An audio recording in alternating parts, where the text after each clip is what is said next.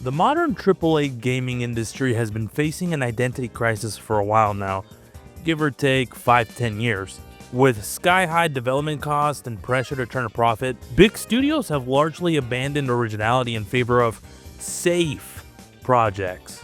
Major publishers today mostly churn out sequels, prequels, and remakes, which sure do bring in the big bucks, but at the cost of innovation, and it leaves us gamers craving new experiences and that feeling we felt when we were younger. In short, massive budgets have made these companies cowards. See, I was gonna say pussies, but I changed it to cowards. Rather than invent new worlds or gameplay ideas. Why are studios so hesitant to try something new? A key reason is the soaring cost of game development. Creating a AAA title in 2025 requires hundreds of developers, expensive technology, and Hollywood-level marketing. Games are just becoming very expensive to produce, and each big project is a huge financial gamble. And as we see, the industry-leading giants would rather have safer bets like past hits or well-known IP, the same way the movie industry has recently been moving, but that's another issue that I don't want to talk about in this video. In other words, studios stick with the familiar because an established fan base guarantees sales. The flip side is that truly original games, new IP, or bold gameplay concepts really struggle to get greenlit at big companies because they're viewed as too risky. The thing that sucks is that the data backs this up. People tend to move towards things they feel like they know or are remembered of things, hence why people move towards the remakes or sequels or prequels and such. Not to mention that remasters and nostalgic re-releases have been selling extremely well. To prove my point, 2023's top 4 rated games on Metacritic were half remakes or remasters of older titles, with hardly any new IP cracking the list. Seeing this trend and mindful of how much money's on the line, publishers double down on what works instead of betting on unproven ideas. The result is an endless loop of the same franchises, which over time make the gaming landscape feel homogeneous and deprived of identity.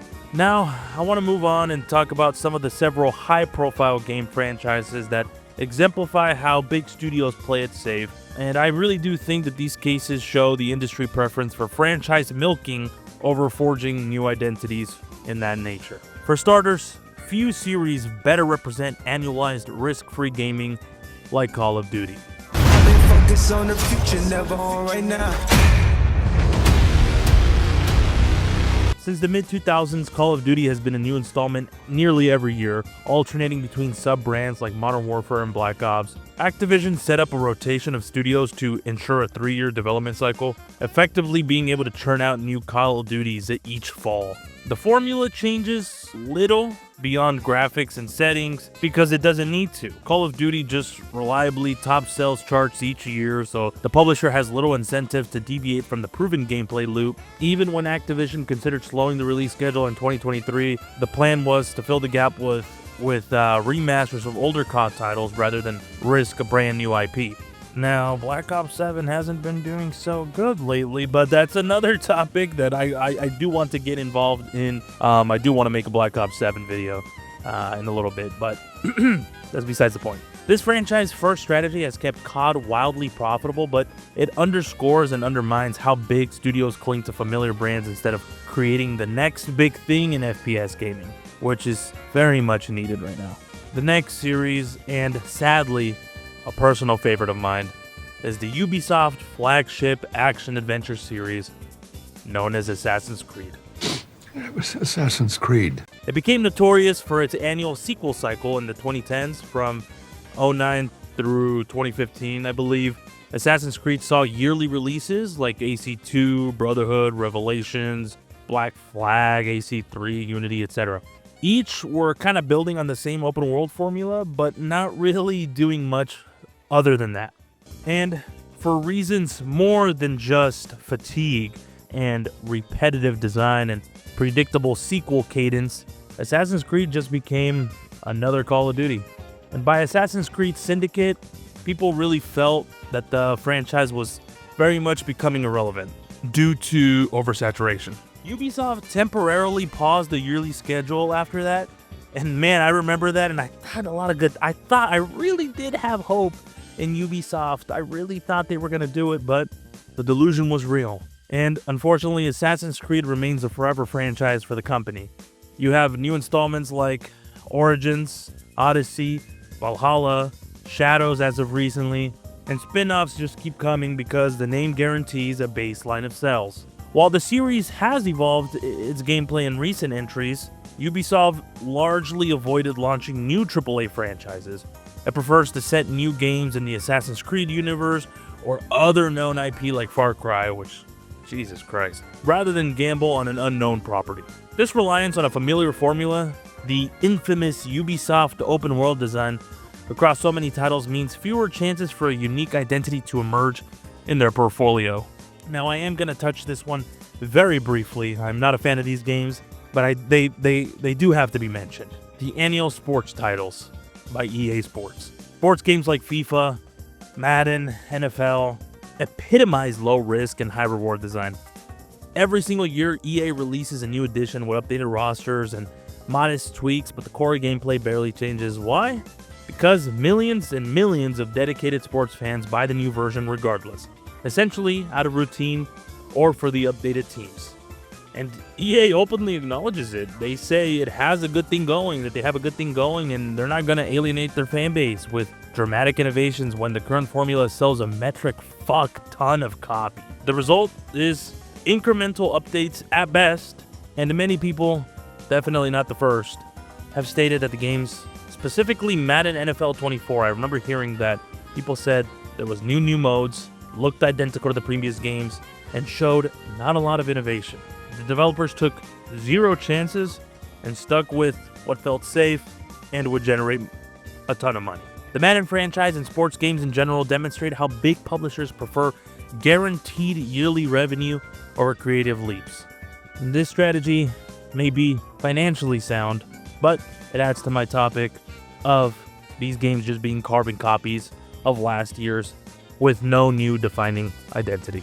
And last but not least, I'll wrap it up with decade-long re-releases, aka Skyrim and GTA 5.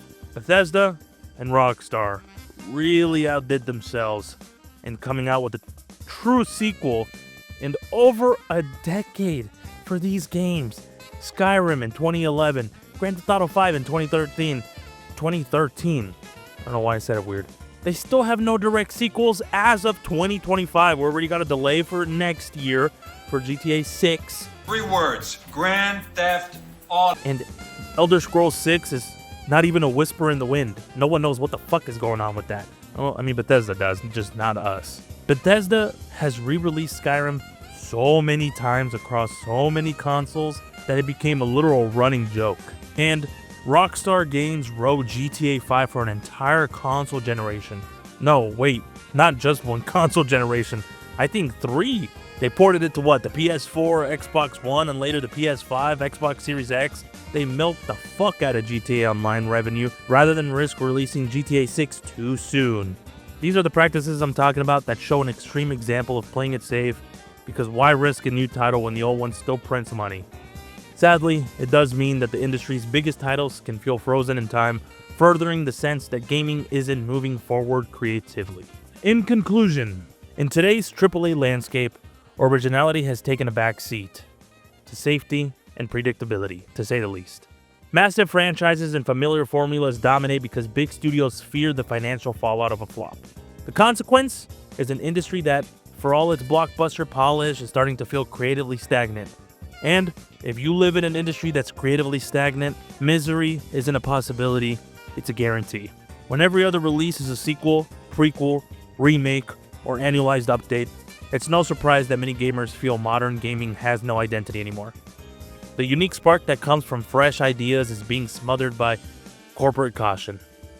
Until publishers regain the nerve or the backbone to invest in new IPs and innovative gameplay, this trend will likely continue, leaving a void where gaming's next great identity should be. The hope is that rising indie and mid-budget game companies will rekindle the creativity and originality that made games so special in the first place, before the AAA giants remember that taking risks can lead to great rewards. For now, however, the mainstream industry seems content to replay its greatest hits on loop, trading identity for reliability. And that's a wrap on today's video. Tell me if you guys agree that gaming has no identity anymore. Please make my thoughts valid and my opinions valid. Make me feel wanted, please. Please, I beg of you. Besides that, I hope you guys enjoyed this little video, and I hope to see you guys again. Don't forget to like and subscribe if you'd like to hear more of these random talks about video games. And I hope you guys have a great rest of your day.